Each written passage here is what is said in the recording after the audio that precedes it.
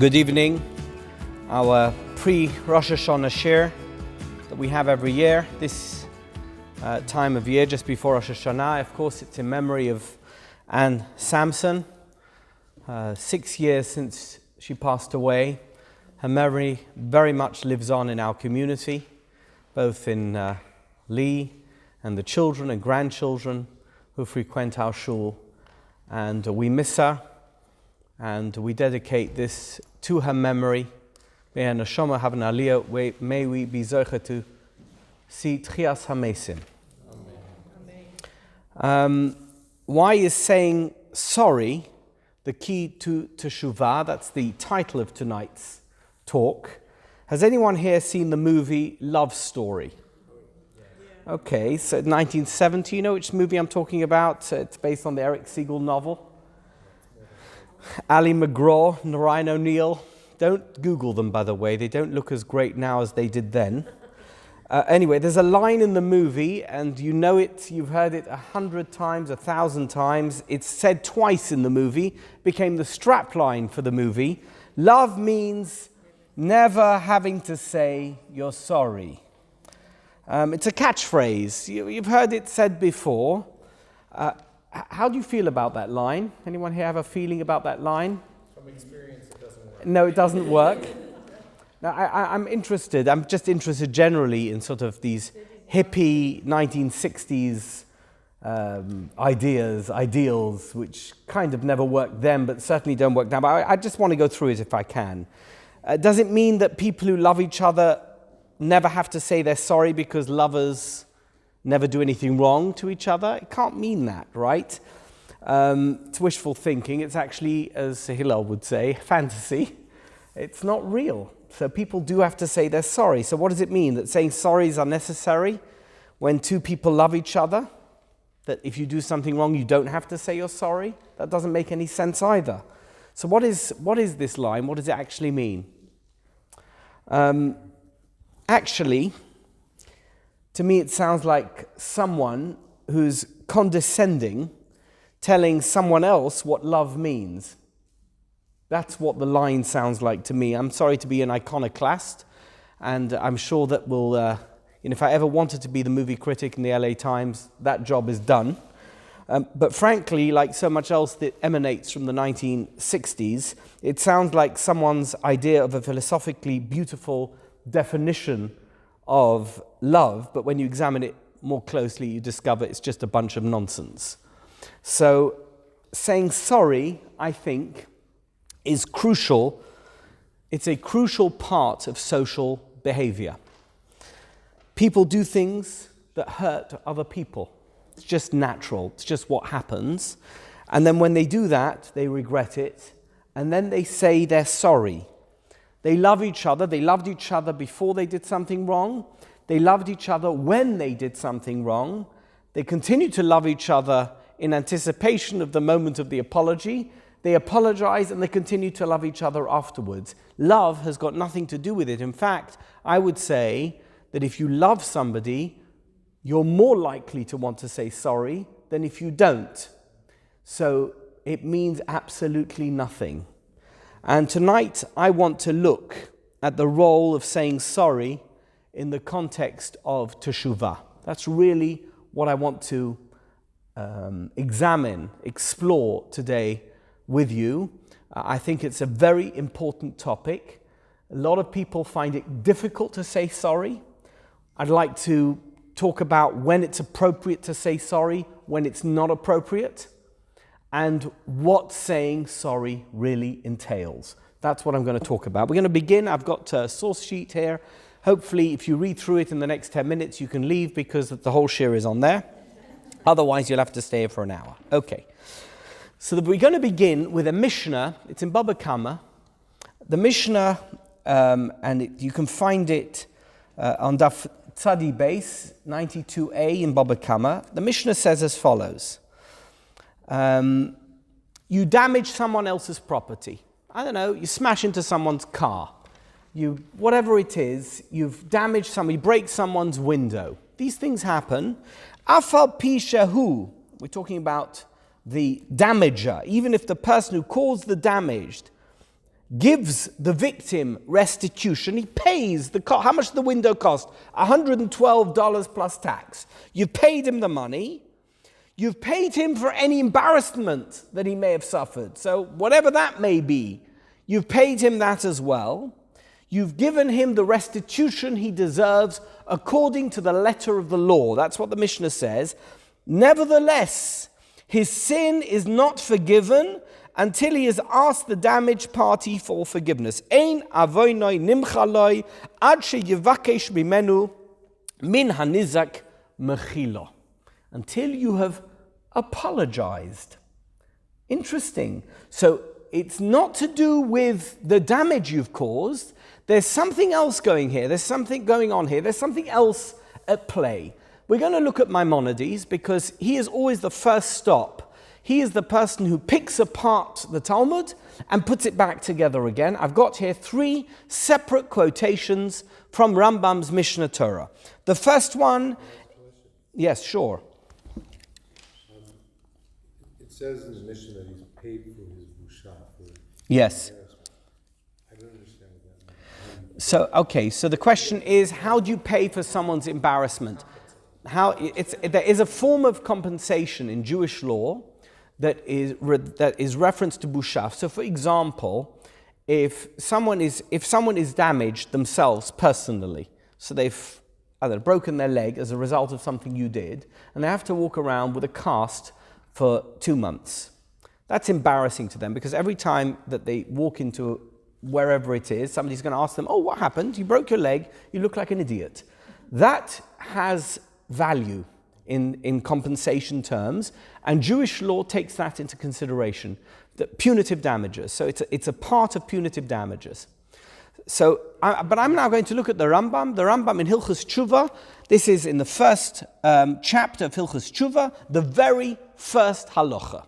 He says as follows: V'chein, and similarly, hachoyvel b'chaveroi v'amazik memoinoi, one who wounds his fellow or damages his property, afal pi sheshilem loi mashu chayev loi, even though he may have paid him, the violator, whoever that person is who's caused the damage, has paid what he owed, nevertheless, einoi mischaper, he's not forgiven, ad sheyizvade v'yoshuv milasos kazel olam, until such time as he has done vidui. We're going to translate that loosely, not a perfect translation, as confession.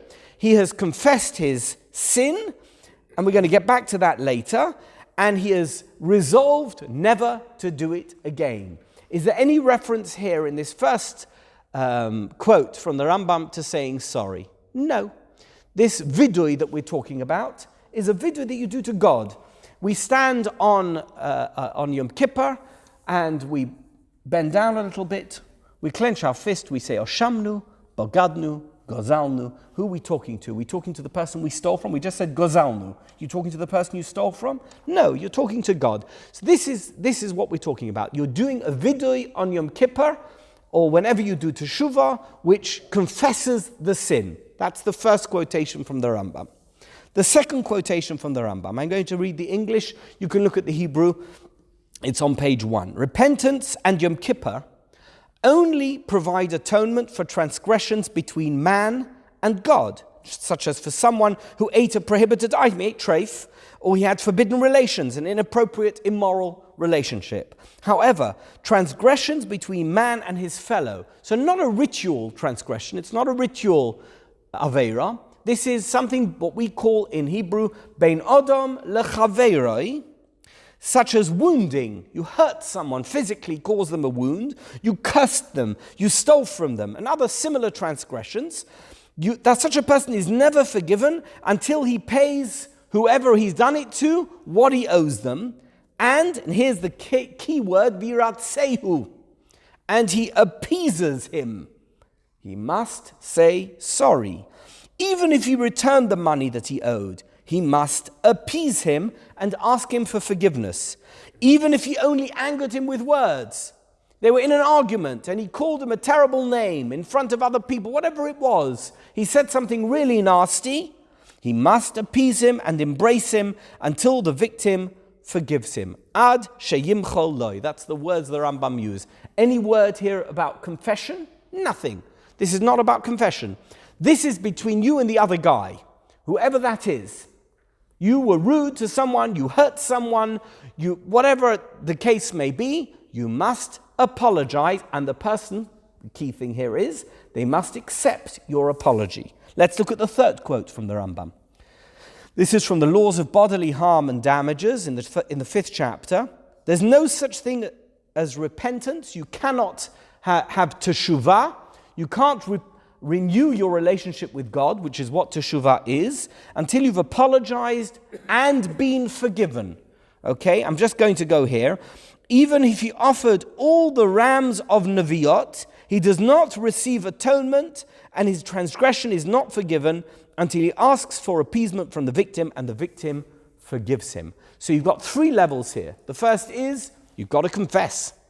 Second level, you've got to say sorry. Third level, you've got to say sorry and make sure that the person accepts your apology. So there's 3 different things that the Rambam is saying. And you see here, it's irrespective of the amount of money that you may have given to that person, I guess, in the attempt to appease him. That's not called appeasement.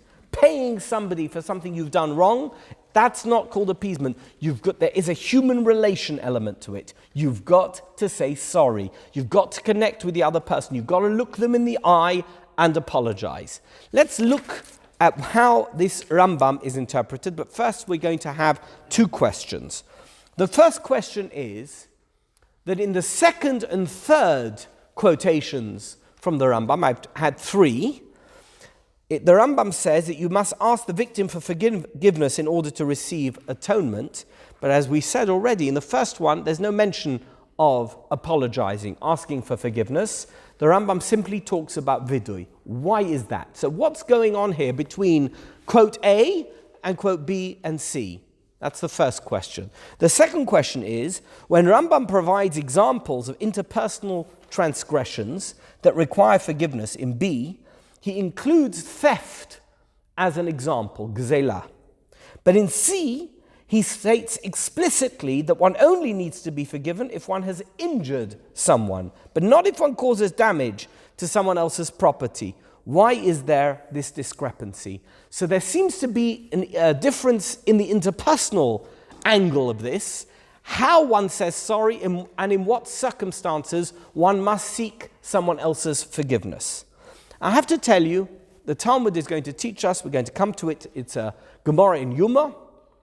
The Talmud teaches us the source for saying sorry is Joseph and his brothers. We all know the story of Joseph, right? What happened with Yosef HaTzadik? He was a young lad, 17 years old. He got on his brothers' nerves. They couldn't stand him. And they got so angry with him that they actually plotted to kill him. And they dumped him into a pit.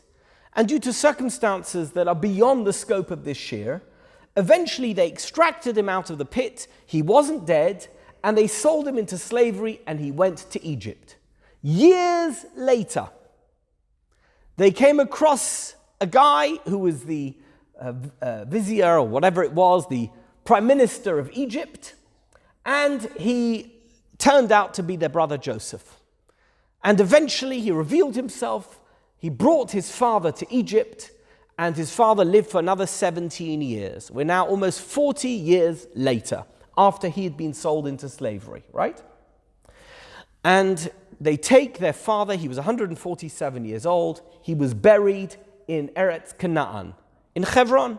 And they go there to Hebron, and on their way back, they see something happens. We're going to see in a minute. But they, as a result of what they see, decide that they need to reconcile with Joseph. And if you look at the text in the Torah, you see that never previously had they reconciled with Joseph. He'd reconciled with them. He had said to them, I am Joseph, is my father still alive, etc., etc. They'd never reconciled with him. Let's look at the psukim. The psukim say as follows. Vayiru ache Yosef kimeis avihem. I'm going to read the English. Joseph's brothers saw that their father was dead. They said, it may be that Joseph will hate us and will avenge all the evil which we did to him. Why did they never say that before? Curious, right? I mean, they'd known him now for 17 years since they moved to Egypt, and yet they never said that before. And they sent a message to Joseph saying, your father commanded before he died, saying as follows, this is what you should say to Joseph. We beseech you.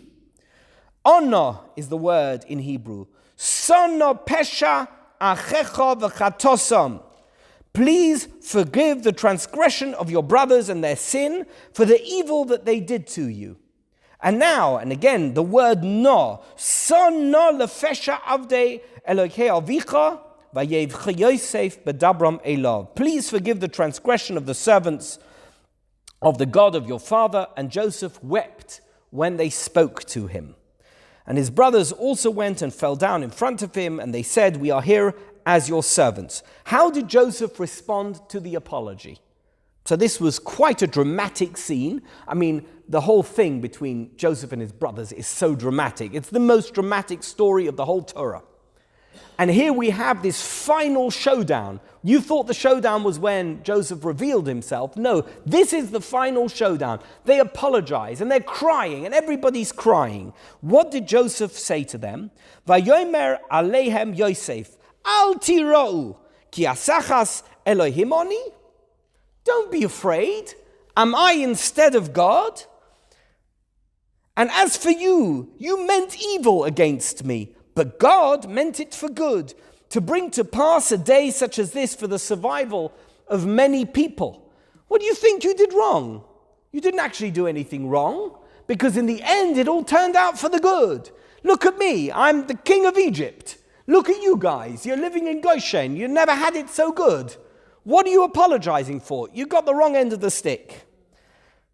And how does he end? Va'ato al tirou. Now do not fear, I will sustain you and your children.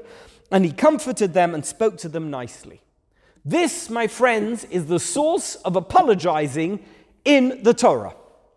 This is where we have it from. Look what the Gemara says in Yuma. Amar Rabbi Yossi bar Chanina, kol ha'mevakesh michaveroi, al yevakesh mimenu Yosef mishalish pa'amim. Anybody who wants to apologize to his friend shouldn't apologize more than 3 times. By the way, this is brought down by the Rambam Lahalocha.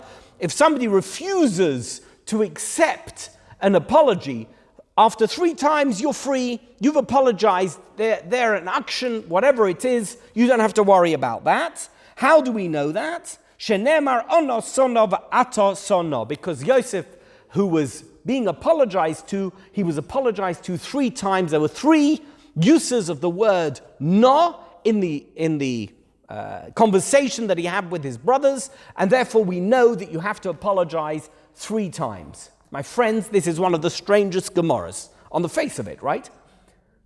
Is this an apology? No, it's not really an apology, because Yosef said you didn't need to apologize. When you say sorry to someone, they have to say to you, thank you for the apology. Actually, I was really, really upset. And now that you've apologized, I feel much better. Is that what Yosef said? No, it's not what he said at all. He said you didn't need to apologize in the first place.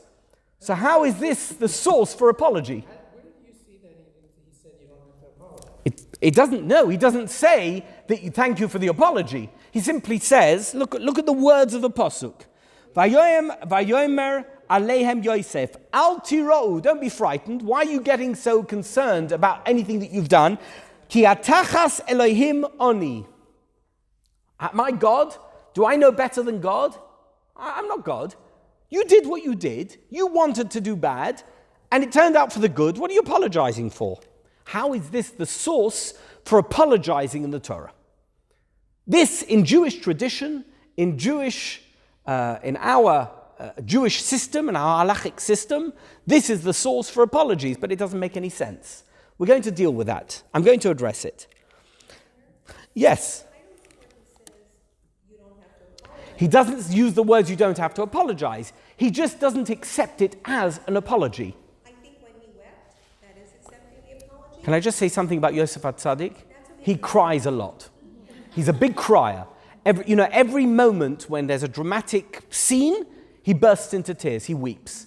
He's a very, very emotional person. When he excused himself, Yeah, he goes out and cries. He's a very emotional person. Clearly, there's a lot of pent-up emotion over more than 20 years, and he just can't handle situations like this, and he cries. But essentially what he's saying to his brothers here is, I don't know what you're on about.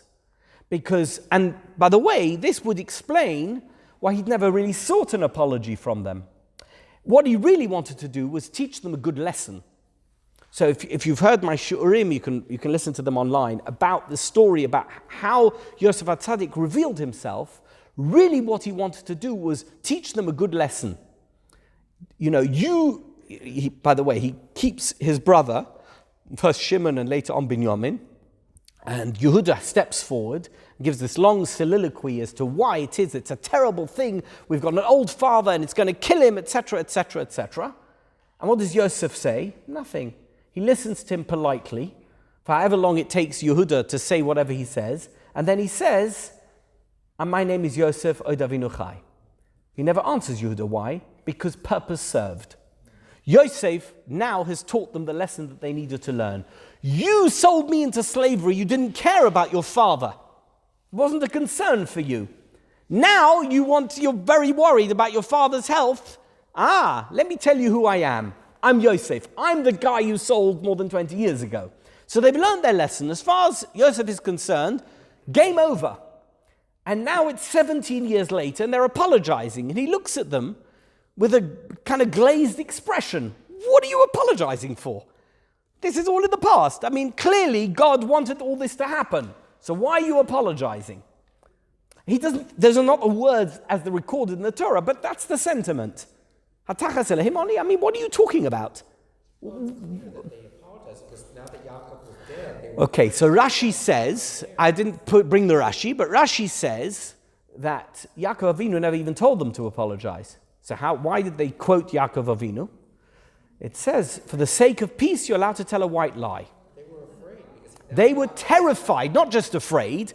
They felt that all these years, the only reason why they'd managed to survive was because Yaakov Avinu was alive. Now he's dead.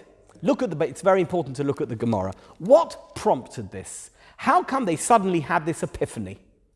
So the Gemara says, this is Rabbeinu Bachya, Va'atem olu l'sholem el avichem, va'yochal loima lechu l'sholem l'darkechem. Why does it say in the pasuk, Va'atem olu l'sholem el avichem, and you return and make your peace with your father? It could simply have said, Lechu l'sholem l'darkechem. Why does it have this very clumsy expression in the Hebrew?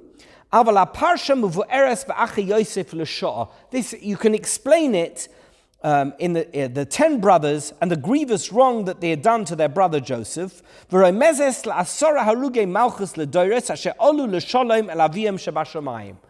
fact is that this is a reference, this whole story is a reference to the 10 martyrs that were killed at the time of the second Beit HaMikdash.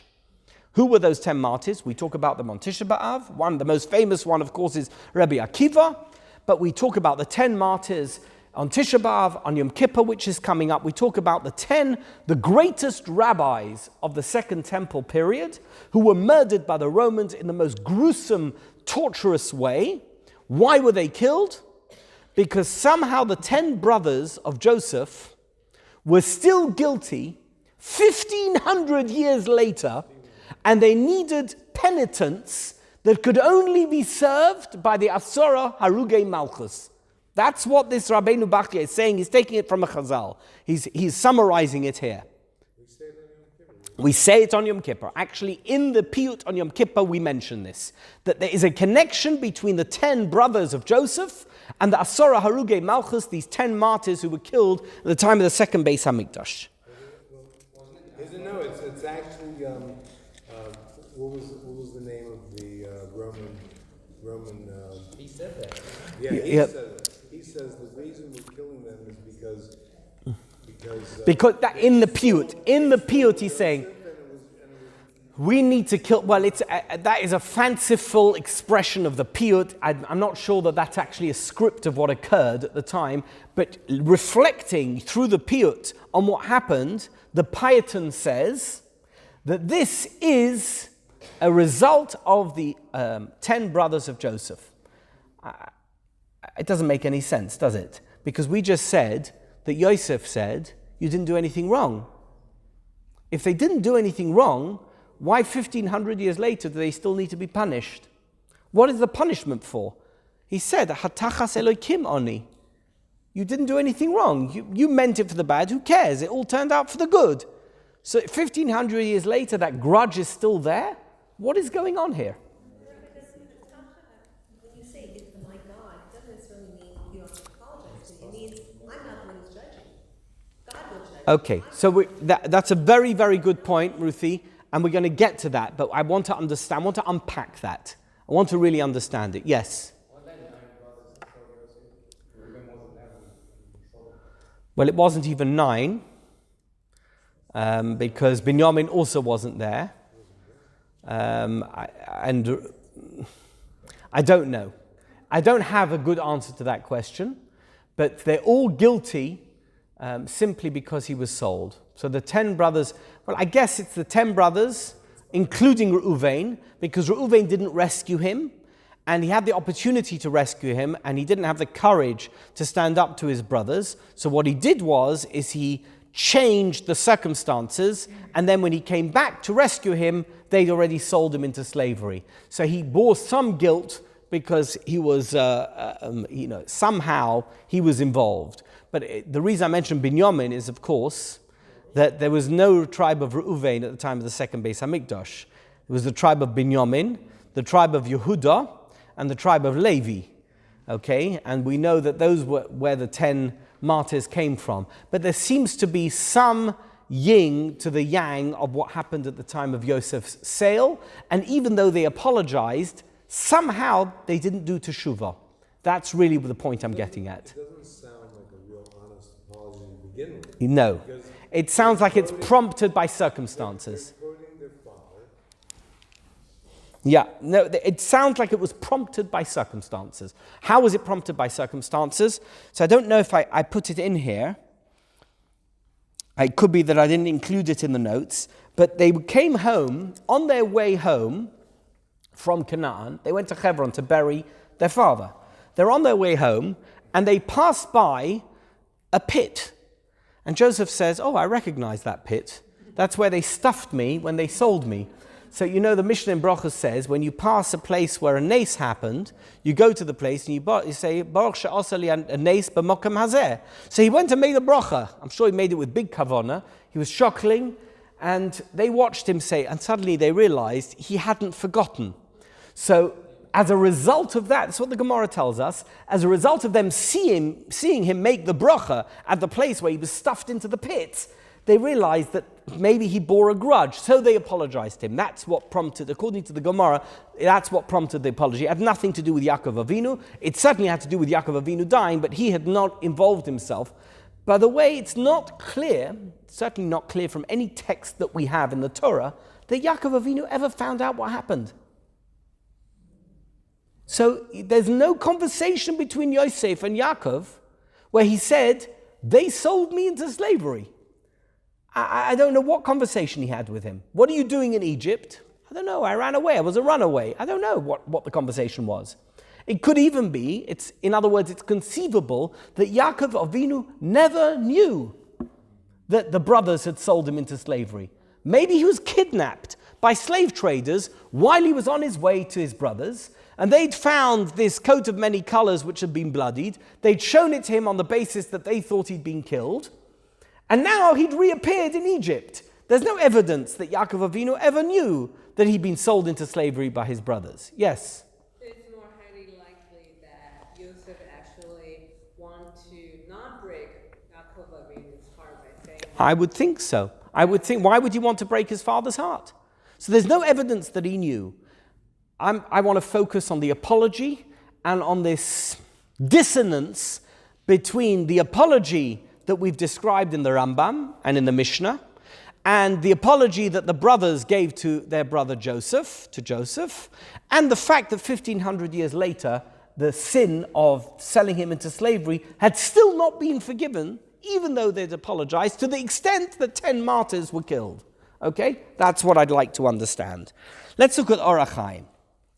Why was forgiveness unnecessary? Va'atem chashaftem li l'ra'a. Elohim choshva l'toiva.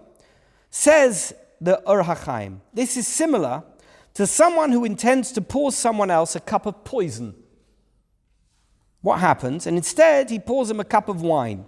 He's not liable for anything and is free and innocent even by the laws of heaven. You wanted to kill someone. You took the cyanide and you poured it into the glass of wine, but the guy took the wrong glass of wine and he drank it and he didn't die. Are you liable for murder? Well, certainly not according to the court of law, but even according to the laws of heaven, you're not liable for attempted murder. Why? Because the guy never took the wine. So he drank a perfectly nice cup of Chardonnay, and the fact that you poured some cyanide into another glass of Chardonnay makes no difference whatsoever. So what is the Orach Chaim saying? That even though they had intended for him to be killed or whatever they had intended, by the way, why were they so shocked to discover Joseph in Egypt? They were sure he died. What was the life expectancy of an Egyptian slave? Not long. Okay? So once they reached past their prime, that was it. Life over, game over. Right? If that's the case... They never came looking for him. They came for food. They came to Egypt because Jacob said, we have no food. Yesh shever b'mitzrayim. That's what it says in the Pasuk. There is food in Egypt. Go and find food in Egypt. They never had in their mind to find Joseph. They never dreamt that the man in front of them was Joseph. They didn't recognize him. No, they split up because they didn't want to be considered spies. One big family, all coming in together, would be suspicious. So they split up, says the Medrash, into different, they went to different entrances, different gates into Egypt, so that they wouldn't be considered one group. Let's go back to the Gemara in Nazir. The Gemara in Nazir, Daf Chof Gimel, the sages taught with regard to a verse discussing vows. It's a very, very interesting Gemara. So you know that according to Jewish law, if a wife married makes a vow, says, I'm never going to eat Lokschenkugel ever again in my life, okay? I can understand that she would make such a vow. She makes the vow, and she doesn't know, but her husband, who has this ability, says that that vow doesn't count. He dismisses the vow. And he has that right, he has that power. She has no idea. And the following weekend, she's at a Kiddush. She sees this fabulous Lokschenkugel. Okay? And she sees that it's steaming, it smells fantastic. I can't eat it. Okay, I'm going to eat the Lokschenkugel. What does she think she's doing? She thinks that she's going against the vow that she's made. Has she gone against the vow? No, not at all, because the husband had nullified the vow. She eats the Lokschenkugel. For her, it's the biggest Aveira she's ever done in her life. And actually, she's not done an Aveira at all. That's what the Gemara is about. The Pasuk says, Isha hafaram v'Hashem yislach lo. This refers to a woman whose husband has nullified her vow, but she didn't know. And it teaches us that if she does anything prohibited by the nullified vow, she still requires atonement and forgiveness. She's done nothing wrong, but it still says, Vashem yislach lo. She still requires to do tshuva. Rabbi Akiva, I left this piece in. Rabbi Akiva used to say, isn't that a terrible thing? He would reach this posuk and he would burst into tears. Also used to weep. Rabbi Akiva would burst into tears. Why? He'd say, look, a person does an Aveira, but it's not actually an Aveira, and they still have to do tshuva. What about a person who really does an Aveira? How much more so they have to do teshuva? This posuk really bothered him because it demonstrated the depth of the fact that you can sin against God even when you're not sinning. You still have to do teshuva. This woman who'd gone against her vow, but she actually was not bound by this vow, nevertheless has to do Teshuva. How much more so one of us, when we do something which is wrong, how much more so we have to do Teshuva. I'm going to quote to you now two very famous Lithuanian rabbinic scholars, okay, from the 19th century. One is Rabbi Shlomo Zalman of Vilna, and the other one is Rabbi Yisrael Salanter. I didn't translate Rabbi Shlomo Zalman of Vilna. We look at it together in the Hebrew. Ha'avonos shnei minim. This is, by the way, a classic piece of rabbinic literature. There are two different types of sin. Echad mehem aveira shebein adam lamokim bilvad.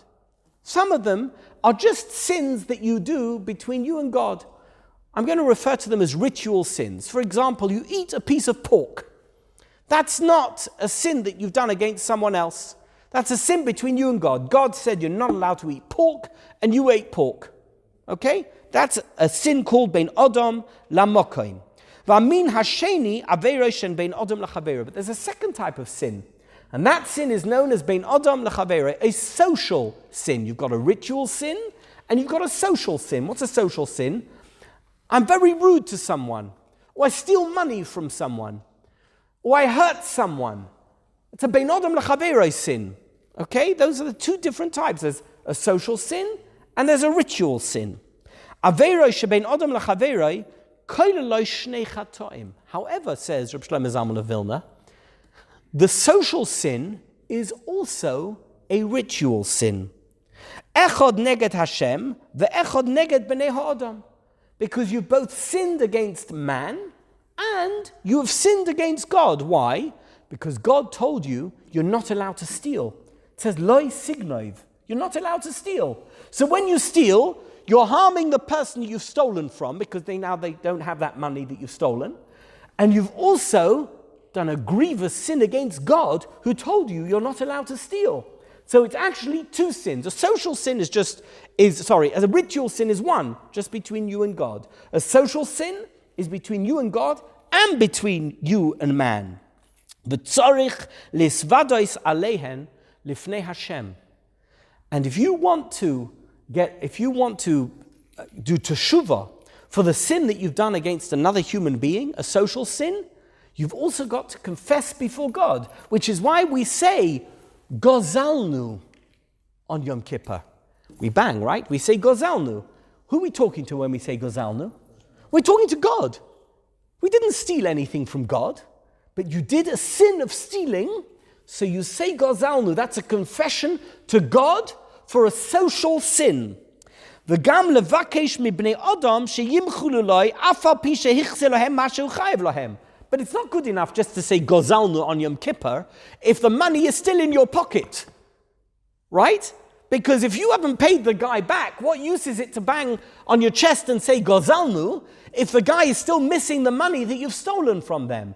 So in addition to doing the vidui gozalnu on Yom Kippur, you have to make sure before Yom Kippur that you've given the money back and that you've made up with the guy. And this is what Maimonides is talking about, that he says, in the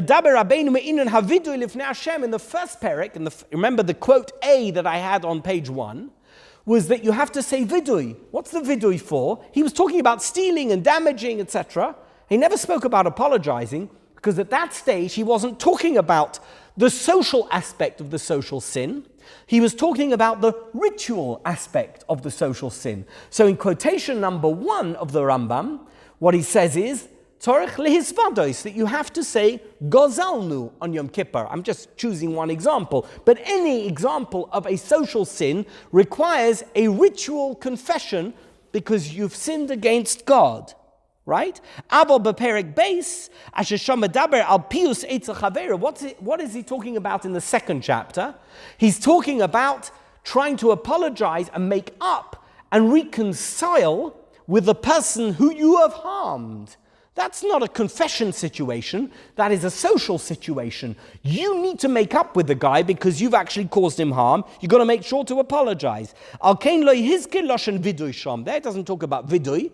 There's no mention of confession there. There it talks about apologies. Ki im loshen mechila. Seek forgiveness. Appease your friend. Make sure that you have apologized and that he has forgiven you. And even though, this is the big chiddush here, you've returned the money. Imagine you took their money and they discover it and they knock on your door and they say, excuse me, you took $100 from me. And you say to them, you know what, I did. And you throw the money down on the floor and you slam the door. Have you given them back the money? Are they out even 1 cent? Not 1 cent. What have you done wrong? Nothing. It says lo signov. It says you mustn't steal. You haven't stolen. You gave them back the money. Actually, the act of stealing as a social sin is not just the act of taking the money. It's also the act of offending your fellow man. And it's not enough simply to return the cash. You now have to do something more, which is to make sure that that person has forgiven you, not simply because they're out the money, but because they've been hurt, their feelings have been hurt. They have a grudge against you. You must appease that person and make sure that they forgive you. That's why the Rambam doesn't talk about confession. At that stage, we're talking about the social element of the social sin. It's all about making up with your friend. Actually, people have to get on with each other. And the moment they don't get on, you've got to make the effort that they get on. It doesn't matter. It's not even about the money. Of course you need to pay back the money. But the social element of the social sin is what's causing the problem to God. And you can't do vidui until you've sorted that out. That's the first piece. That's from Reb Shlomo Zalman of Vilna. Now we're going to look at Rabbi Yisrael Salanter. Rabbi Yisrael Salanter is the founder of the Musar movement. He was a fascinating person, and at some stage in the mid-1800s, he realized that people studied Torah, and they were great Talmud scholars, but they actually were not very nice to each other. There's a lot of peer pressure and a lot of disparaging feelings towards other Jews, and he instituted Musar as a central plank of study in yeshivot in Europe, mainly Lithuania. And he wrote a lot about this subject, and he had lots of people who were his Talmidim, who were his disciples, so people who learnt from him or learnt from people who learnt from him, famously the Slobodka Yeshiva, the Novaradik Yeshiva. One of the people who was very heavily influenced by Rabbi Yisrael Salanter was the Chofetz Chaim. What did he write? He wrote the book about slander, that you're not allowed to speak Lashon Hara. We're going to see about the Chofetz Chaim in a moment. Rabbi Yisrael Salanter wants to talk about whether or not you are entitled to bear a grudge. So far we've only been talking about the sinner. What about the sin'i? Is there such a word? Somebody who's been sinned against. How is that person meant to behave? I'm left out before. The Rambam says that if you apologize many times and the person refuses to accept the apology, just walk away, because that person is clearly an action. You don't have to be worried, because our duty is, if somebody meaningfully says sorry, you must accept the apology. Don't be nasty. That person clearly feels bad. It's not easy to apologize. If somebody comes to you and says, I'm sorry, say, I forgive you. But here we're going to talk about what are our rights as somebody who has been sinned against, a social sin. What are our rights to bear a grudge? A atonement is a grudge that one bears in one's heart regarding interpersonal transgressions, social sins. If a person does something wrong to upset another person, even if he only upset him with words, he must apologize and try to appease him. And as long as he has not appeased him, the victim is allowed to bear a grudge. Part of the process of Teshuva is the assumption that a person who has been sinned against is permitted to be angry. Don't think you've done something wrong if you've got a bad feeling towards someone who's done something wrong against you. If the person did apologize, the victim should not stubbornly refuse to forgive. The same applies if a person violates another person's property indirectly. So there's no actual money that's been lost, because there's money that's been lost, but you're not liable for that financial obligation. For example, something is damaged, whatever it is, there was negligence maybe, but you are not, if you go to a court of law and you're sued for the money, you won't be found liable to pay. Nevertheless, you've caused that person harm. That person is very upset. It was an accident, but that person is very upset with you. They're entitled to be upset. Even though one is exempt from paying for indirect damages and there's no financial claim, the victim may bear a grudge against the violator. However, bearing a grudge against another individual for no legitimate reason is a very grave sin. We're going to bring this all together now as we come towards the end of the shir. You have something to ask? If someone bears a grudge, isn't it back to not need to revenge? Yes.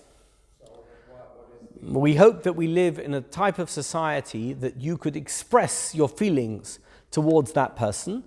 I'm upset with you for what you've done, and I expect you to apologize.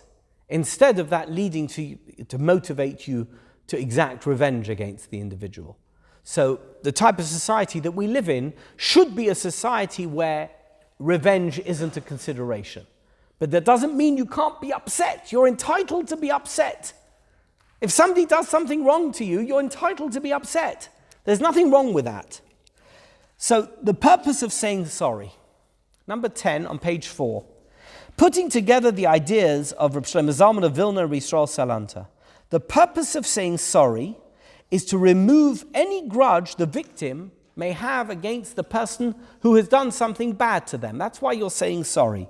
As long as the victim continues to bear a grudge against the violator cannot receive heavenly atonement. That's what Rabbi Shlomo Zalman of Vilna said. A person is entitled to be upset, so you have to say sorry. And if you haven't said sorry and the person hasn't forgiven you, then you can't do Teshuva to God.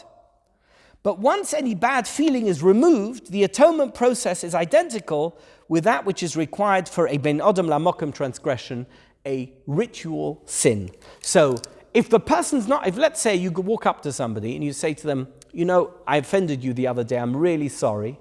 And the person says to you, I wasn't offended at all, it was fine. You didn't do anything wrong. So did you need to say sorry? Not really. It was not actually a social sin. You didn't do anything wrong to that person. He's not upset with you. But you did do a sin. Why? Because what was your intention? To offend them. So who's the sin against? God. It's a ben adam lamokim sin. It's not a ben adam lachavero sin, but your intention was to offend. Let's say... What happened with Or Chaim? You tried to poison somebody. So You're saying that you're free. So what does it mean? Well, how does that Or Chaim make any sense? That's my question. So it makes sense only that he is talking about the sin between you and the other person. But he's not talking about the sin between you and God. I understand, but the heavenly sin, because there's two sins here. The sin that you have between you and God is contingent on the sin that you have between you and the other person, according to what we learnt from Rav Shlomo Zalman of Vilna. But the Or Chaim, what he seems to be saying is that if you've done a sin against someone, your intention was to sin. The sin against the other person doesn't count. But he's not saying that the sin against God doesn't count. The sin against the other person vis-a-vis God doesn't count, but it's still a sin. Your intention was to cause harm. You still have to do Teshuva. Let me look again at the Or Chaim.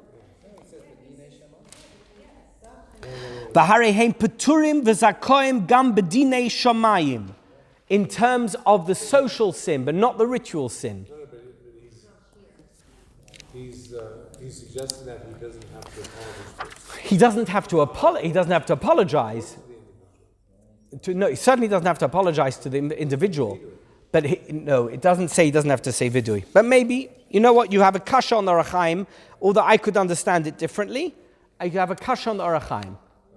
Okay, let's continue. Is it necessary to apologize to someone who doesn't. Now, this is just a side point, but an important point. Somebody does not know. I mean, I'm talking here through the lens of the Chofetz Chaim. Okay, Chofetz Chaim talks about lashon hara. You spoke lashon hara. You said something terrible about somebody. You just would tittle tattle about somebody else. That person has no idea. What have we just said? You have to say sorry to that person. You've wronged them. So according to the Chofetz Chaim, you now have to go to that person. You have to call them up before Yom Kippur. Hello. What's the problem? I want to say sorry. What did you do? I said terrible things about you. Chofetz Chaim says you have to say sorry to that person and tell them what you've done. So look at this. Rabbi Yisrael Salanta, there's a story, I've recorded the story here in number 12. The Chofetz Chaim came to Rabbi Yisrael Salanta and gave him his sefer. And Rabbi Yisrael Salanta read through the sefer in a day or two. And on his next visit, a day or two later, Rabbi Yisrael Salanta says, I've got a question for you.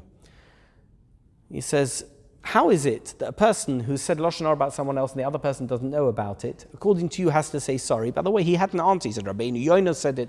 Sorry, Rabbi Yisrael Salanta, what right have you got to sin against another person by offending them to tell them that you've said lashon hara about them? They had no idea. They had absolutely no idea. By the way, what you do need to do is tell the people that you said the lashon hara to, that you said something wrong. That you do need to do. But Yisrael Salanta says you can't go to somebody and, I had this once, by the way. Somebody called me up and said to me, I said a terrible thing about you. Do you want to know what it was? I said, actually, I don't. I really don't want to know. What's the difference? Is it going to help me to know? He says, I want to apologize. I said, I forgive you. Big deal. What's the difference? Imagine I would know every bad thing that someone said about me. I'd never know anything else. I mean, it's a crazy thing. So the Yisrael Salanta said that there's no social sin here between you and that person. You don't have to apologize because they don't even know that they've been wronged. And by telling them that you've said that, you're going to offend them more. Why would you want to do that? By the way, you know why you'd want to do that? Because you want to do teshuva. How selfish. I'm going to be more offensive to that person just so that I can go on Yom Kippur and say, Hashem Bagadnu Gazalna. What type of person am I? I'm totally selfish. The Lechem Mishnah on the Rambam says that there's no need to say sorry for inadvertent damage. So imagine you accidentally damage somebody's property. You don't need to say sorry. Why? Because it wasn't your intention. If you went and stole something from someone, you have to pay them back and you have to say sorry. But if you had an accident, a car accident, it's a total accident, and you damaged someone else's car, you've paid them back for the damage to their car, your insurance is paid, do you have to say sorry? The Lechem Mishnah, by the way, he didn't know anything about cars, but I'm applying it to cars. He said you don't have to say sorry because you've not actually harmed that person. You've not done. You didn't mean to harm them, so why do you have to say sorry? You only ever have to say sorry if you're intentionally harming someone. That is the basis of saying sorry. So now we come back to our original question. Why did the brothers wait until now? And how is it that this apology is the paradigm for all apologies in halacha?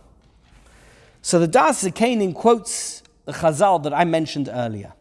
Why didn't they approach Joseph when their father was still alive? They figured it was a bad idea to rekindle the animosity as it had already been forgotten. However, when they were on their way back from burying their father, Joseph passed the pit into which his brothers had thrown him, and he made the blessing, Baruch she'asa li nes b'makom hazeh. So they said to each other, he still harbors hatred in his heart. Without hesitation, they approached Joseph to seek his forgiveness. Now what happened? What happened between Joseph and his brothers? And here we have the basis for apology in halacha, and how it is that you're meant to say sorry, and what the dynamics are of an apology. What happened with Joseph? Joseph bore no animosity in his heart. Why? Because he'd made a calculation. Even though they'd intended to harm him, as it turned out, God had meant for this to happen so that he could become the king of Egypt, and that he could provide for his family, and that he could make sure that his family survived and thrived. Therefore, even if he had animosity at some point in the past, he was long over it. It was all fine as far as he was concerned. So the social sin no longer existed. They said 3 times, I'm sorry, I'm sorry, I'm sorry. And he says, I don't know what you're talking about. Stop getting so upset about this. I don't mind. However, as you said earlier, Hatachas Elokim oni? Am I in the place of God? You shouldn't be saying sorry to me. You know you need to be saying sorry to? Oshamnu, Bogadnu, Gozalnu, etc., etc. You need to do vidui, as the Rambam said in the first quotation, to God. Don't say sorry to me. I'm over it. I've got no issue with this. But you've got to say sorry to God. There's no record in the Torah that they ever said sorry to God. Do you know how bad that was? 1,500 years later, the 10 martyrs were killed because the brothers apologized to the wrong person. They apologized to Joseph and they never said vidui to God. In our situations, interpersonal relations that we have, we sometimes create this division in our minds that we've done something wrong to someone, we've said sorry, and we're good to go. No, we're not. Doesn't matter if they did forgive us or didn't forgive us. Whatever the case may be, once our process is over with the person that we may have violated, in whatever way, now the process of Teshuva can begin. Now we're back to square one, that it is a bein adam lamokaim.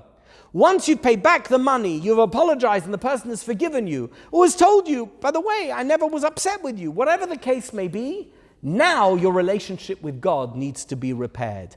The basis of an apology is so that you can reach the baseline for doing Teshuva on Yom Kippur.